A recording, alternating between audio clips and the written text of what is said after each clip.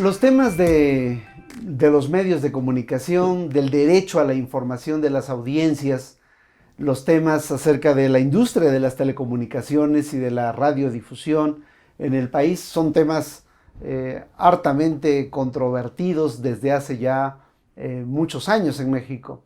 Y para tratar estos asuntos, hoy tenemos el gusto de que nos reciba en su oficina el doctor Raúl Trejo del Arbre, un experto, un verdadero experto en los asuntos, en estos asuntos de las telecomunicaciones y de los medios de comunicación.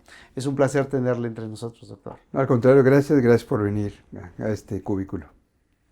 El doctor, debo añadir que el doctor ha escrito 18 libros, si no me equivoco, sobre básicamente estos temas.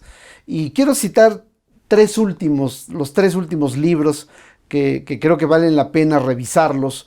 Uno es La Sociedad de la Información y sus laberintos, otro es La política deslumbrada por los medios, un libro muy interesante escrito allá por el 2006, si no mal recuerdo, y Alegato por la deliberación pública. Como vemos por los títulos, todos ellos son libros que tienen que ver básicamente con el derecho a la información y con el estado de los medios y su relación con el poder político en el país. Y sobre esto, doctor, es que quisiera que habláramos un momento en esta oportunidad que nos da.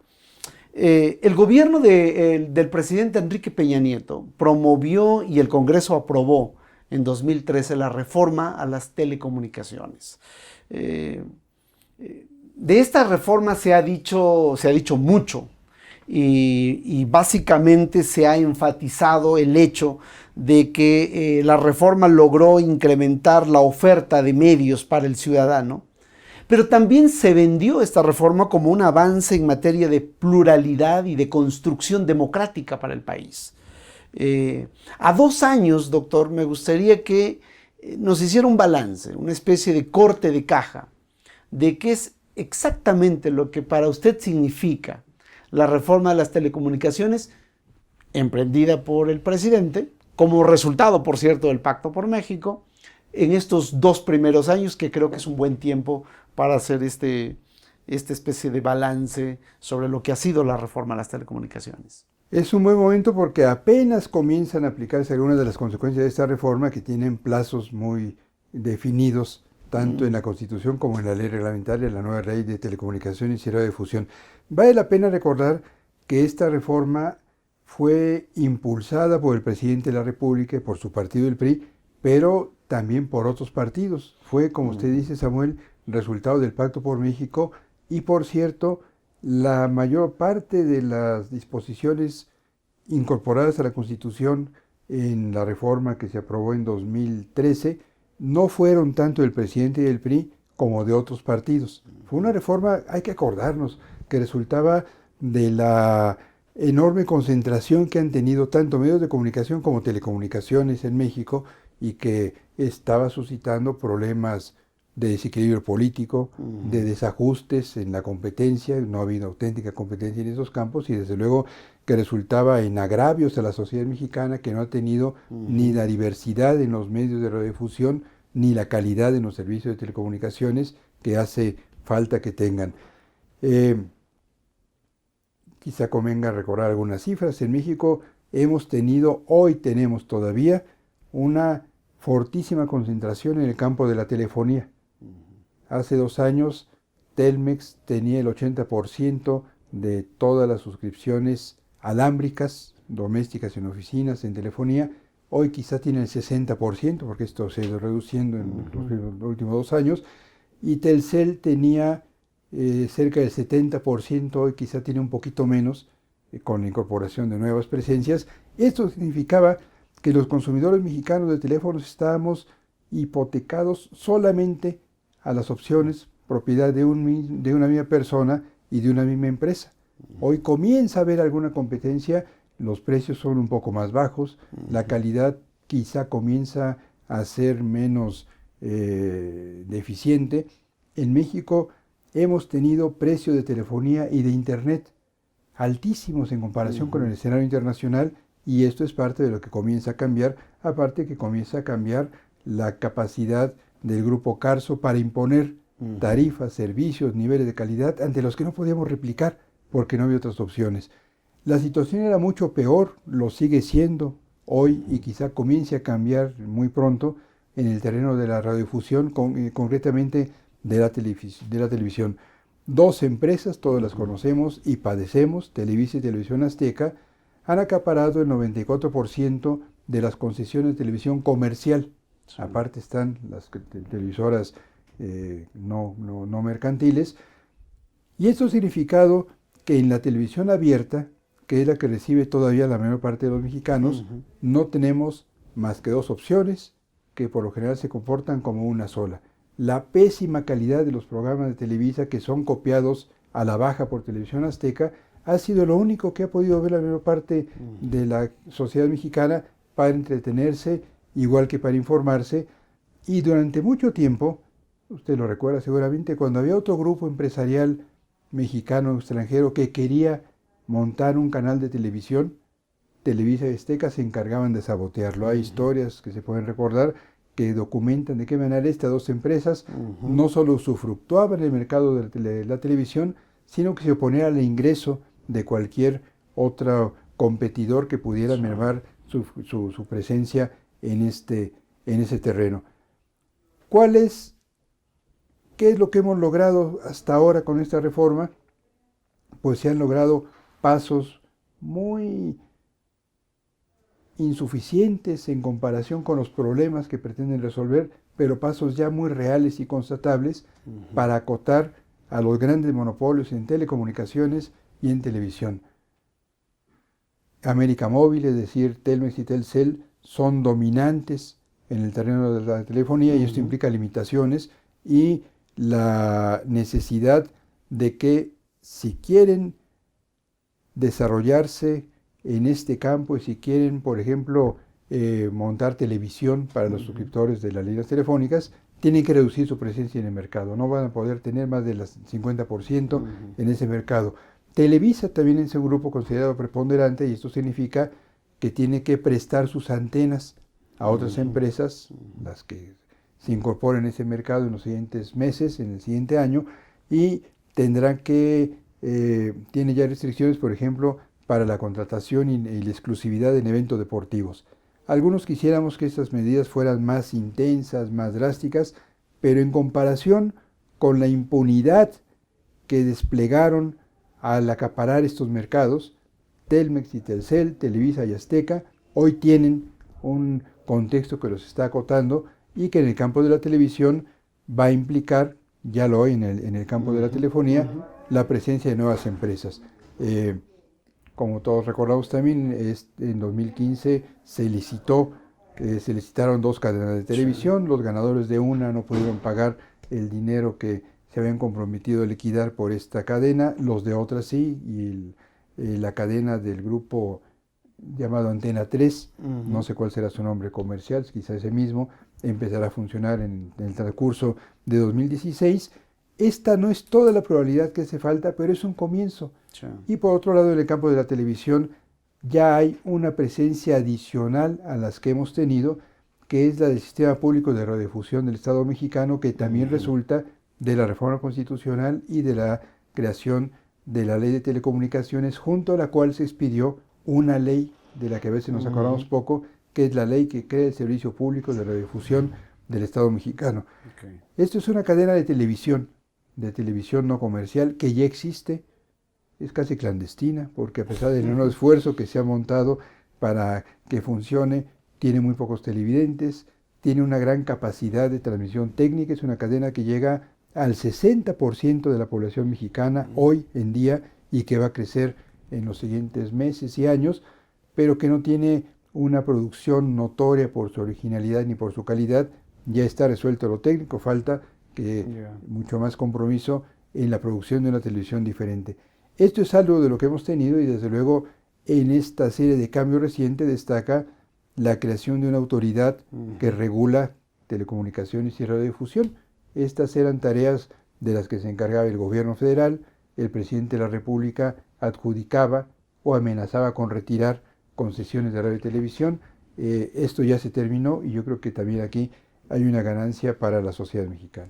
En este punto, doctor, precisamente en este punto de la reforma de telecomunicaciones dio a luz el nuevo Instituto Federal de Telecomunicaciones, que reemplazó a la vieja comisión que se tenía hasta ese momento. Siguiendo con este corte de caja, este Instituto Federal de Telecomunicaciones, que juega un papel relevante en aterrizar, digamos, en llevar a la práctica pues, la reforma y su implementación. ¿Cuál es su evaluación de esta nueva autoridad, que tiene, por cierto, una plena autonomía del Ejecutivo, según lo marca la propia Constitución ahora? ¿Cuál es su evaluación respecto del comportamiento, de lo que hemos visto, de lo que hemos observado acerca del Instituto Federal de Telecomunicaciones y obviamente de sus comisionados? Porque esta no es una entelequia, es un grupo de personas con competencias, con experiencias, con conocimientos, que me gustaría escuchar su opinión al respecto. Me resulta difícil hacer una evaluación tajante y que involucre todo lo que ha hecho el instituto, porque han tenido que hacer mucho. La reforma constitucional primero y luego la creación de la ley reglamentaria establece atribuciones, que es importantísimo. No podíamos tener una autoridad regulatoria en serio si no tenía capacidad para acotar a los monopolios, para establecer mecanismos de relación con ellos, con independencia y con claridad, y esto lo otorga la ley, pero además Constitución y ley reglamentaria establecieron plazos para una enorme cantidad de medidas que el IFT ha tenido que poner en práctica pues en apenas un año después de la aprobación de la ley reglamentaria. Hay que recordar que el instituto surgió antes de la ley. La reforma constitucional fue en el año 2013, la ley en el 2014, pero antes, en el 2014, ocurrió la integración del nuevo Instituto Federal de Telecomunicaciones con comisionados designados por el Senado de la República. Después de un proceso de designación que fue discutible porque no fue suficientemente transparente a mi juicio, y de esto no tienen la culpa los comisionados a la postre designados, sino las instancias que organizaron sin claridad suficiente este concurso, que fueron el Banco de México, el Instituto de Evaluación Educativa y el INEGI. La Constitución les otorga a estos organismos la facultad de organizar esta selección. Después, pues quedaron los que quedaron, y esos comisionados son con los que ha empezado a trabajar el IFT, tienen experiencias muy distintas, en algunos casos creo que insuficientes, pero ya son los que están. Yo creo que en términos generales se puede considerar que el instituto ha cumplido con lo que la ley le ha prescrito. Ha establecido determinaciones de preponderancia en los casos que mencionábamos, América Móvil y Televisa, en telefonía y radiodifusión. Ha convocado a una enorme cantidad de licitaciones, la más notoria es la de las dos cadenas de televisión. Ha establecido reglas para una enorme cantidad de cosas, para el trato con las audiencias, para la programación infantil, para la interconexión a las redes de telefonía, para su propio funcionamiento. Vaya, ha sido un inicio notablemente cargado de asuntos. Entre otras cosas, el instituto ha designado su consejo consultivo, que está integrado por cerca de 15 personas, muy variadas, mucho más ligadas a la industria que a la sociedad civil, vaya, para mi gusto, y que también tienen presencia en las discusiones, no sé, en las decisiones de este organismo.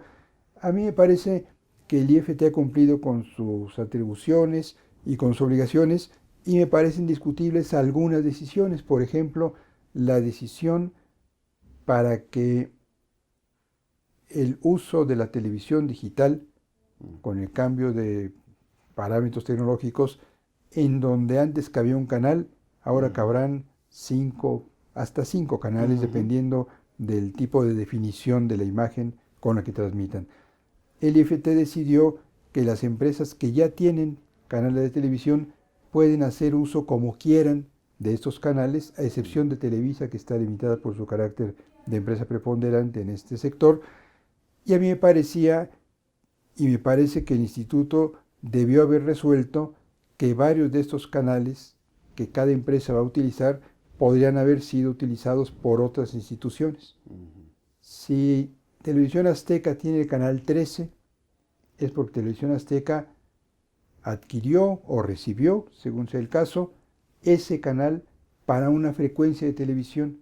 ¿Por qué permitirles entonces que sin pago adicional utilicen esa frecuencia para más canales de televisión y que no sean canales que puedan utilizar otras empresas o instituciones públicas? Ahí creo que hubo un error del Instituto Federal de Telecomunicaciones, que en otros casos creo que ha cumplido con sus atribuciones. Y mire, quizá una manera de evaluar el desempeño del instituto se encuentra en las respuestas de las empresas reguladas. Y si vemos la prensa de los últimos meses, encontraremos que decisiones del instituto no les gustan a Televisa y Azteca y no les gustan a Telcel o a Telefónica o a Nextel. Es decir, cuando los regulados se inconforman de manera muy variada, creo que tenemos una autoridad que está regulando no en beneficio de las empresas, sino en beneficio de la sociedad, con excepciones como algunas de las que he señalado. Quizá la curva de aprendizaje de los miembros de este instituto, dada la inexperiencia de algunos de ellos, fue demasiado larga para una expectativa muy alta. No, yo creo que han tenido que aprender muy rápido, porque no les quedaba de otra. La ley les decía, tienen 6 meses para una enorme cantidad de decisiones, reglamentos, convocatorias, lineamientos, y han aprendido. Quizá no han aprendido lo suficiente, pero bueno, algo sabían del sector, pues por eso ganaron un concurso, aparte de los respaldos que puedan haber tenido, y no actúan solos. El instituto está montado en la infraestructura de lo que fue la Comisión Federal de Telecomunicaciones, en donde hay docenas, si no es que centenares de especialistas, asesores, consultores externos, en fin. La inexperiencia no es disculpa. Yo creo que si se equivocaron fue por decisiones expresas, que son decisiones técnicas, pero sobre todo en estos casos de carácter político. Decisiones expresas de carácter político. Sí. O sea, por ejemplo, en algunos casos no calificar como podían haber hecho el carácter dominante de algunas empresas. Hay una decisión reciente que fue muy discutible. La autoridad tenía que revisar el estatus de las empresas de televisión por cable. Es más, había una disposición específica en un transitorio de la Ley de Telecomunicaciones y Radiodifusión para determinar qué harían con el operador dominante en la televisión por cable. El operador dominante es Televisa, que hoy tiene el 70% más o menos de todas las empresas de cable y de la cobertura de cable en todo el país. Pero como este operador en los últimos 2 años perdió parte de ese mercado, unos cuantos puntos porcentuales, 2 o 3, porque crecieron Dish y otras empresas, y como la dominancia que tiene en ese mercado no le permite, sin embargo, a Televisa establecer todas las tarifas, entonces la autoridad del IFT consideró que no era acreedora a las limitaciones que podía haber tenido en caso de ser considerado dominante. Creo que aquí se equivocaron los comisionados, pero no por error técnico. Su análisis técnico es impecable. ¿Se equivocaron por errores ¿Por una decisión política? No. ¿De presión política? No lo sé. Se equivocaron, en todo caso, como resultado de una decisión política que fue no afectar demasiado a Televisa, como podían haberlo hecho. Creo que fue una decisión cuestionable y nos vamos a encontrar con muchas decisiones, algunas que a algunos nos pueden gustar, otras que nos pueden no gustar. Si todas las decisiones del regulador nos disgustaran a los mismos, estaríamos ante una evidencia de un comportamiento sesgado solamente hacia un grupo de intereses. La verdad es que creo que tenemos decisiones variadas y por eso yo decía, no puedo juzgar en blanco o en negro o poner una calificación que usted no me ha pedido, que podríamos, sería un exceso intentar, al desempeño reciente de esta autoridad regulatoria. Ya, ahora estamos hablando de reguladores que en cualquier mercado esperamos, por lo menos desde el lado de los consumidores, esperamos que estos reguladores se comporten de una manera tal que no nos perjudiquen a los consumidores, porque para eso existen para nuestro beneficio. Es más, yo diría, hoy estamos en el comienzo de un proceso regulatorio para que haya mercado. Esto es muy interesante. los economistas ortodoxos suponen, los economistas que promueven la economía de mercado, que para que haya mercado no debe haber regulaciones. No es cierto. Estamos constatando en México, igual que el presidente Obama en Estados Unidos, que para que haya mercado tiene que haber un Estado que regule, entre otras cosas a los más grandes, y que cuando hay operadores o empresas o monopolios con tantas dimensiones que impiden que haya concurrencia de otros y auténtica competencia, entonces el Estado debe tener, como ya tiene en el caso mexicano en estos campos, la posibilidad de acotar a las empresas para que entren otras. Yeah. Y esto pues no tiene sino el resultado de beneficiar a los consumidores. Absolutamente. Usted escribió en La política deslumbrada por los medios, su libro. Poderes salvajes es el título, sí. Poderes salvajes. Y allí, en este libro, usted hace un análisis de la relación entre los políticos y los medios, de lo que estamos hablando, particularmente la televisión, a raíz de las elecciones de 2006. Y menciona que los políticos están, y lo cito textualmente, doctor, dice que los políticos están allanados al interés de las televisoras. ¿Esto ha cambiado? Ha cambiado y vuelve a cambiar y se regresa. Tenemos una clase política con un humor cíclico o con intereses cíclicos respecto de las empresas de televisión. Bueno, estas empresas tenían un poder enorme. Llegaron a creer, yo nunca consideré que pudieran hacerlo, que podían colocar a los gobernantes. No es cierto. La clase política mexicana se debe o está ahí porque la gente vota por ellos o porque no vota por otros, y la televisión ha tenido una enorme capacidad para respaldar personajes políticos, para promover candidaturas, para dotar de visibilidad a muchos otros, pero los ciudadanos votan por motivaciones muy diversas. Pero los políticos mismos, en su encandilamiento ante los medios de comunicación, particularmente en su encandilamiento delante de Televisa y Azteca, llegaron a creer, y a veces siguen creyendo, que son las televisoras las que ponen a un gobernante o a otro. La ignorancia de nuestros políticos y la magnificación que hacen de la televisión fortalece a las empresas televisoras que ya hemos tenido, y por eso en el transcurso de los últimos años tenemos dirigentes de partidos, senadores y diputados y a veces presidente de la República que han hecho casi todo lo que han podido para complacer a las televisoras. Hace justo 10 años se aprobó lo que algunos llamamos la Ley Televisa, que era una serie de reformas que le permitían a las empresas que ya tenían concesiones hacer lo que quisieran con esos espacios en televisión, difundir telefonía, internet, más canales. Y esto se echó atrás gracias a que, por fortuna, tenemos un sistema de equilibrios en el Estado mexicano y la Suprema Corte de Justicia, que actuó, me parece, con mucha pertinencia en esa ocasión, al año siguiente, 2 años después, echó para atrás estas modificaciones. En 2005 la Cámara de Diputados aprueba el 1 de diciembre, sin discusión y sin votos en contra, la Ley Televisa. En marzo de 2006 lo aprueba el Senado por mayoría, dividido, y al año siguiente la Suprema Corte revierte esta Ley Televisa.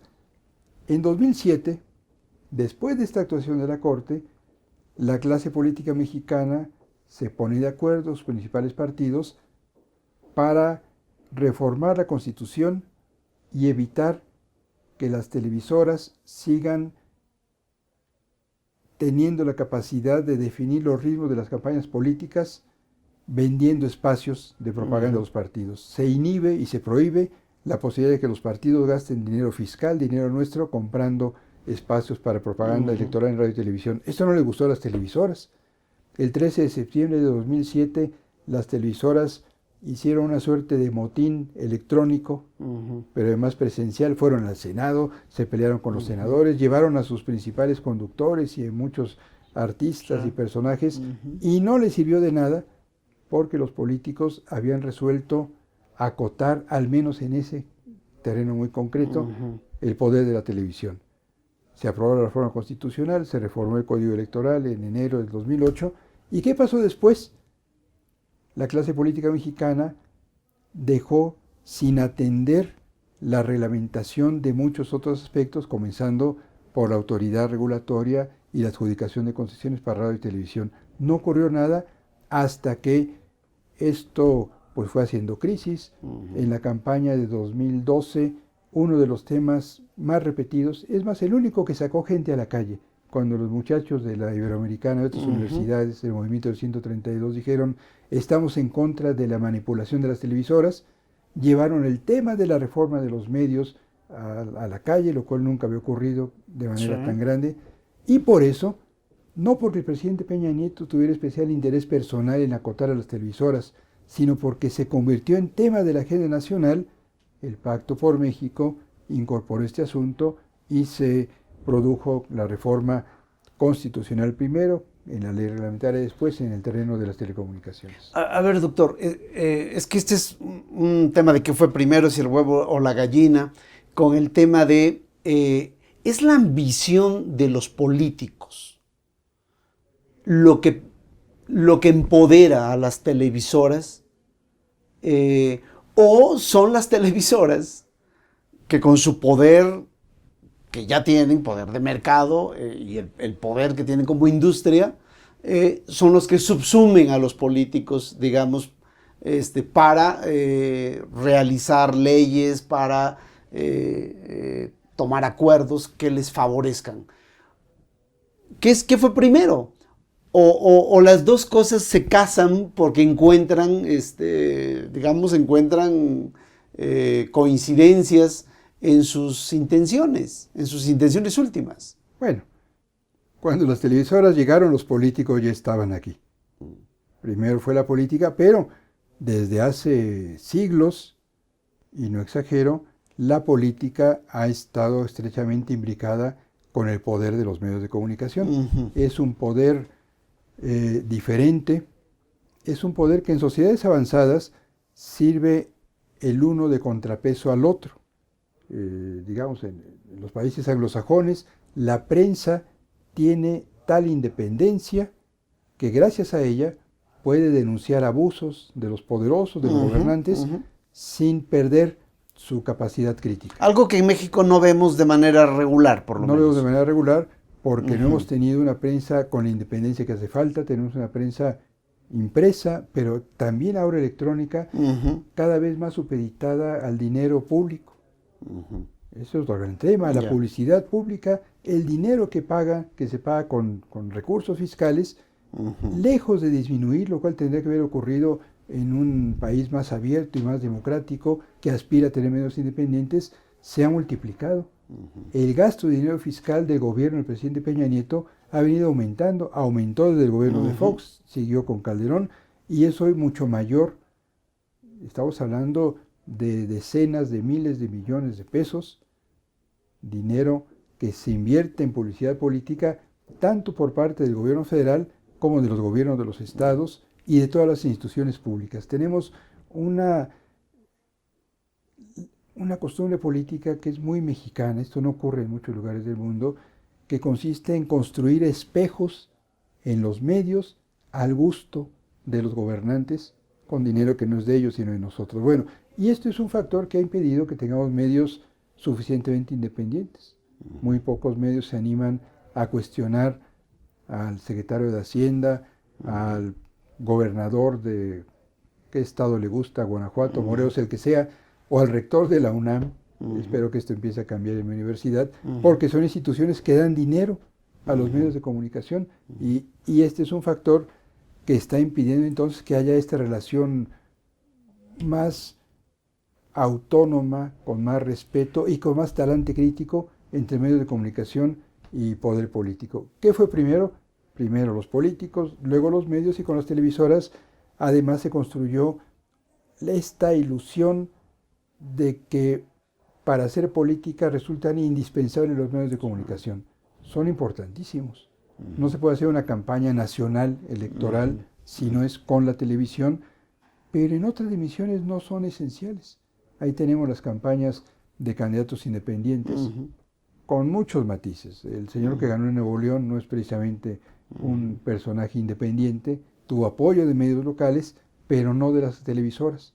O el muchacho Kumamoto, que ganó en un distrito en el estado de Jalisco, cerca de Guadalajara, no acudió para nada a los medios convencionales, sino a los de carácter digital, que son otro actor que está también presente, modulando esta relación que ya no es de subordinación, como teníamos hasta hace poco, entre poder político y medios de comunicación. ¿Cuál es el estado de la prensa hoy en día en México, doctor? La prensa escrita. La prensa escrita. Sí. Es un estado complejo. Por una parte, seguimos sin tener una prensa con una auténtica inserción social. La gente nunca ha leído muchos periódicos en México, aunque diga que sí. En las encuestas, si le preguntan a los ciudadanos, ¿usted lee periódicos? Todo el mundo dice que sí, porque se ve mal decir que no, pero bien a bien, pues basta con ver la circulación. Los diarios que más imprimen ejemplares, pues están imprimiendo en la Ciudad de México. No hay una prensa nacional, por cierto, que se circule simultáneamente en todo el país. Los del DF, que son los que más imprimen, ¿cuánto están imprimiendo? 100,000, 120,000. Y de cualquier tiraje de estos se vende menos de la mitad. Tenemos que los diarios más importantes, Reforma, el Universal, a lo mejor La Jornada, están vendiendo unas cuantas decenas de miles en una zona metropolitana de 20 millones de personas casi. No es nada.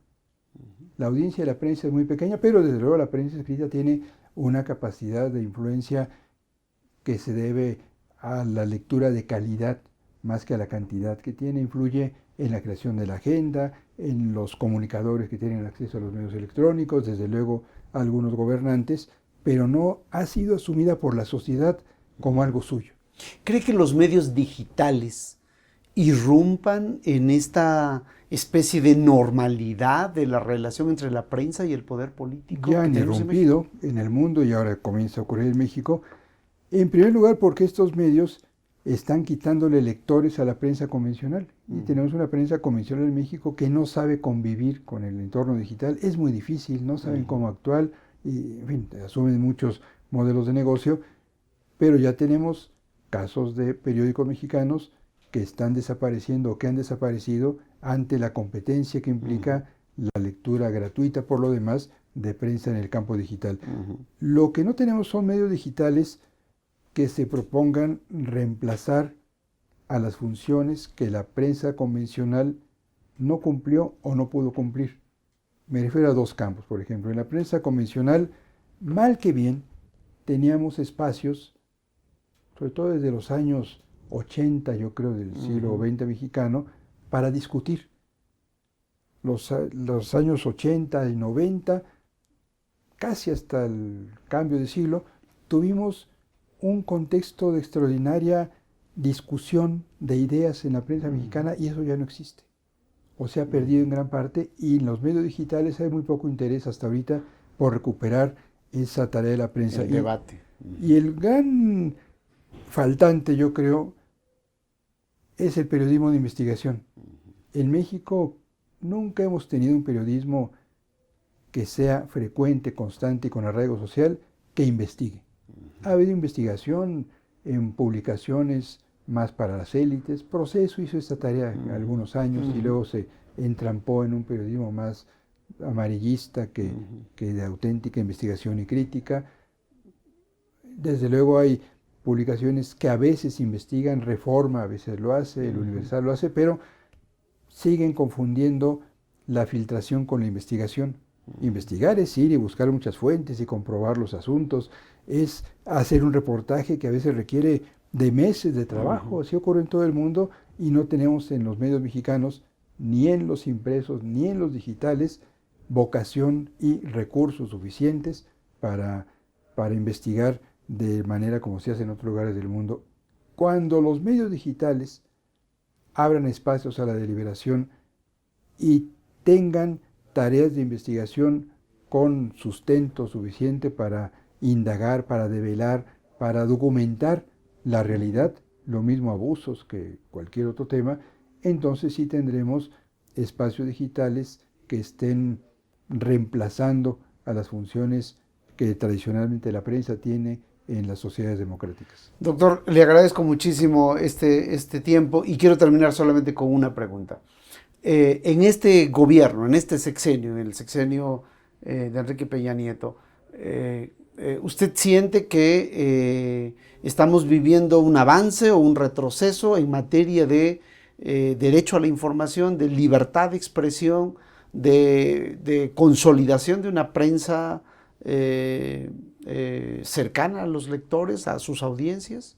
Yo creo que hay algunos pasos hacia ello, entre otros sitios en la construcción de medios digitales muy variados que están surgiendo, otros están defendiéndose y tratan de subsistir. De parte de la sociedad y de parte de grupos de periodistas muy profesionales y muy respetables, creo que hay esa vocación para consolidar un periodismo profesional, serio, en fin, útil a la sociedad. Y tengo la convicción de que en el gobierno federal no hay la disposición suficiente a reconocer la pertinencia de la diversidad en la prensa mexicana. No tenemos un gobierno que entienda a la prensa como interlocutora y todavía hay en los operadores de las oficinas de comunicación gubernamentales la tentación de considerar a los medios como subordinados o como clientes y no como interlocutores, que es lo que debieran ser. Pues muchas gracias, doctor. Un placer haber estado Con con mucho usted. gusto. Gracias.